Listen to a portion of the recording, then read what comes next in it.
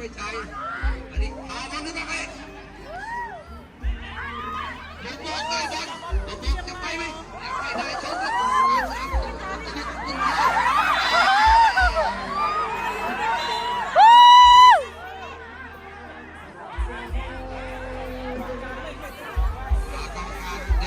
วจะลองลุกกรรมการตัดสินนะมีกรรมการตัดสินอยู่ครับทุกคนใจเย็นๆไม่ได้รู้นุ๊กคลิปเหรอคุณลงเหรอน้ำใจนักกีฬารู้แพ้รู้ชนะนะครับมีกรรมการดูแลอยู่ไม่จับไม่จับพี่ไม่ไงนุ๊กจ้องกล้องไว้ยังเราเป็นนักกีฬาต้องมีน้ำใจนักกีฬาจังหวะกระทบกระทั่งบางครั้งก็ไม่ได้ตั้งใจเอาไม่ยังไงกันได้ครับไม่ต่างว่ากีฬาไม่ต่างอ่ะ领导的出本去也是哦，好多好多。ตอนนี้จะสิ้นดาวแล้วโอ้ฉากเด็กนะคะฉากเด็กนักกีฬาเมื่อน้ำใจระเด็นน้ำใจนักกีฬาเมื่อน้ำใจนักกีฬาจู่ตัวนี้บอลตาตัดสินน้ำใจหรือว่าน้ำใจนักกีฬาชิโตเตตาเจเจริญเป็นเลยบอกคือว่าหนักในเกมในกฎและกติกาหนักนิดเบาหน่อยเราก็ให้อภัยกันแล้วก็ให้อภัยซึ่งกันและกันครับเพราะว่าเป็นมนุษย์วุฒิภาวะต่างนักกีฬารุ่นน้องนะเป็นจู่ฟังกรรมการน้ำใจนักกีฬาตอนนี้ก็เป็นปีที่กระทบเจมีฟ้าอะไรหรอไอ้หัวเท้าไปยิงเขาว่าวันนี้จะบอลอะไรถ้าไม่มีเสาธงนี่ไม่รู้จะโดนหัวใครพาบอลขึ้นไปหมุนเข้าตั้งนายอยู่โยกขึ้นมาสิงศิลาได้บอลเอาบอลที่โค้งไปยังได้11โดนขึ้นไปคนเดียว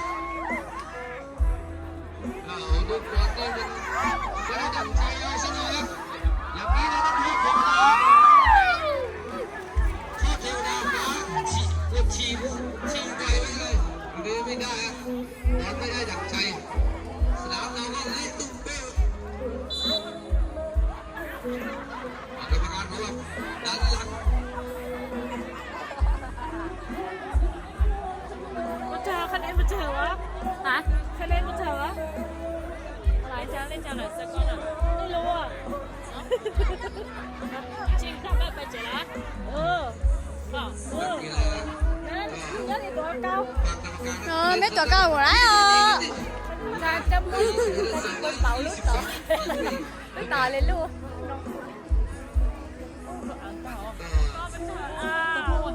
lần mình tăng 50,000นะนอนเก่าอ่ะ50,000ในทีที่หมดแล้วหมดแล้ว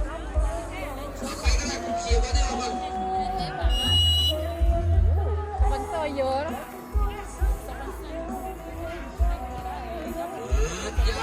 การเรียกคนนี้จังอ่ะตักกินลงมาไปลงมาตักกินลงไปอะไรกินแอบไปอะไรเขาก็ไม่ทำนะสาธุดาวกูจริงไทยหน่อยฟังกูไม่เลยไม่เท่าไหร่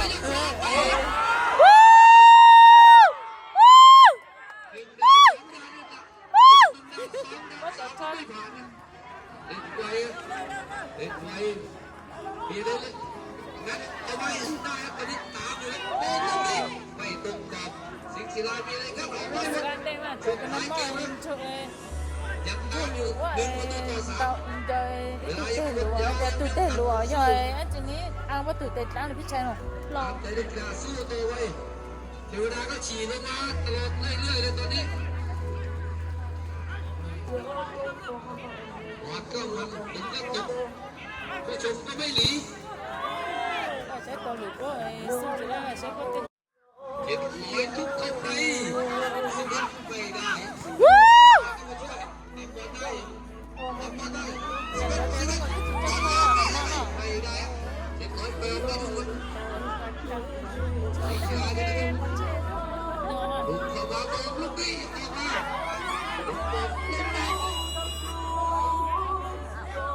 มีเสียงกินขึ้นนักขึ้นนักฟาว น้องก็เช็งเธอไม่คุ้นเนาะก็ถึงนั้นจะไปเนาะ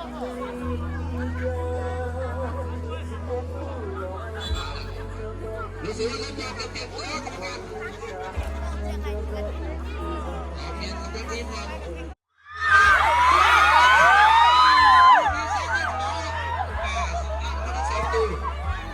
เดี๋ยวเปิดแล้ว สมกับเป็นคู่จริงจริงๆคู่นี้จังหวะที่เสียประตูได้ง่ายๆจังหวะที่ยากจริงๆ ข้างหลังน่ะ สิงห์ศิลาแต่ว่าสิงห์ศิลาจริงนี่แพ้ก็ไม่ดีครับ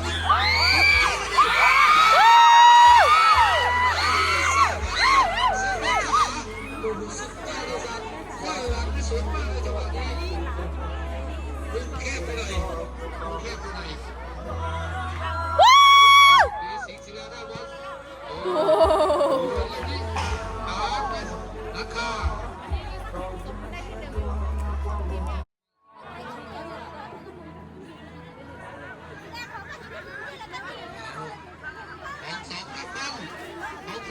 ล็อกดึงล็อกยิง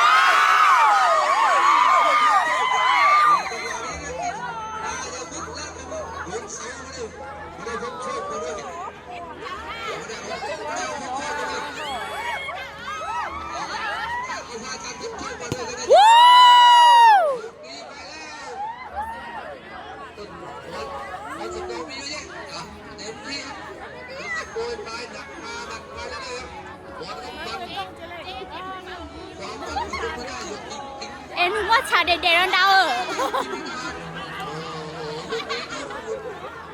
อ ยกโทษของ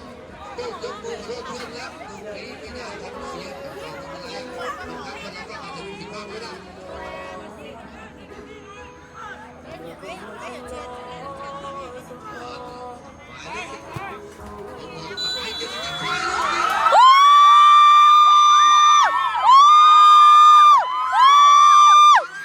ซ้ำชนะวะ เกี่ยวชนะสิเกี่ยวอย่างคือนะ มองซานหัว เอามอลล์สั้นไปก็อยู่ไหน อ๋อไอเต้นะฮะหนาพี่หอหนาพี่หออ่ะหนาเบอร์เนี่ย นั่นเจอปะหรอ